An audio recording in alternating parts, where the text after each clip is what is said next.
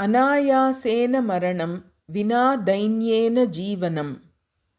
मरणं, मृत्युः, दिवङ्गमनं, प्राणत्यागः, गतासवः।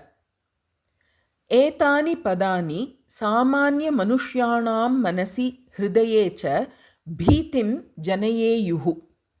प्रतिजीवं भीतेः तीव्रता तु भिन्ना स्यात्। जातस्य हि मृत्युः ध्रुवः, मृतस्य पुनः जन्म नित्यम् इति किञ्चित् विवेकयुक्तपरिशीलनानन्तरं तच्चिन्तनम् अवगम्येत।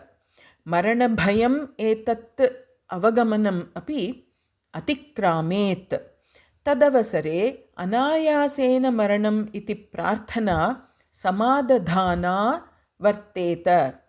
तर्हि अनायासेन मरणम् इत्यस्य परिचयः कः?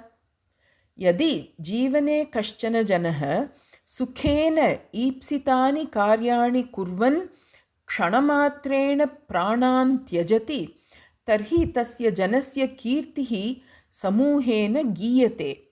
पश्य, पुण्यवान् जनः एषः, एकस्मिन् क्षणे भोगी विराजमानः, अपरस्मिन् क्षणे विना कष्टं परगतिं प्राप्तवान् अस्ति इति।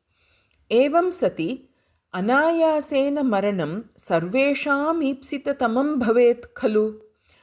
तर्हि ये रोगिणः भूत्वा स्वयं कष्टम् अनुभवन्तः अन्येभ्यः कष्टदुःखदायकाः च भवन्ति, ते सर्वे जनाः पुण्यवन्तः न इति गण्येरन्।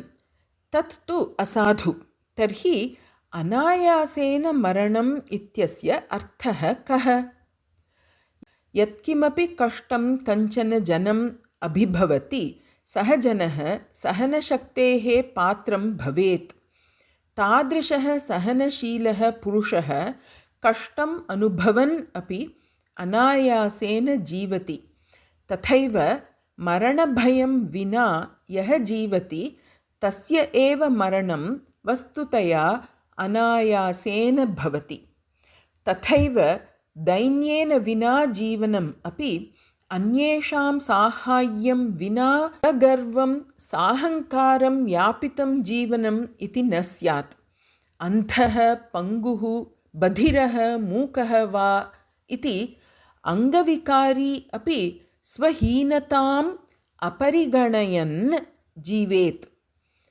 अधनः, अपुत्रः वा अपि अभावम् अविलपन् सुखेन जीवेत्। यद्यपि अन्येषां साहाय्यं सामान्यजीवनाय अपि अनिवार्यं भवेत्, तदभावः विलपनं न जनयेत्। ईशावास्योपनिषदि एषः विषयः तेन त्यक्तेन भुञ्जीथाः इति वाक्येन उक्तः। तथैव आदिशङ्करः साधनपञ्चके एतमेव विषयं जनकृपानैष्ठुर्यम् उत्सृज्यताम् इति साधनेन अस्मान् ज्ञापयति।